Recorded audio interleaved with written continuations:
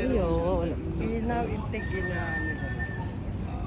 if you candidate as a president, only 6 years.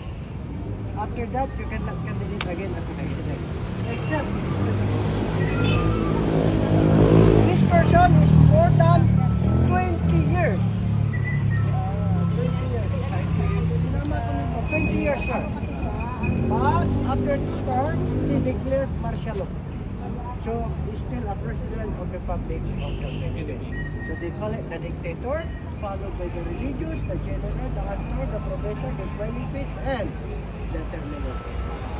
Okay? Hello. Hello.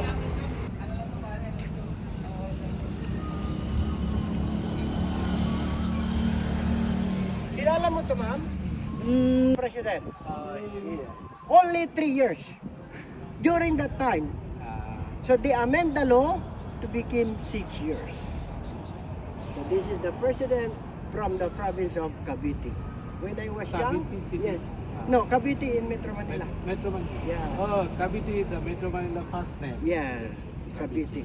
He came from Cavite, and the second president is Manuel Quezon, and this is the number 3, who is the founder of the university inside Intramuros, where is Duterte studied there. The name is Lyceum.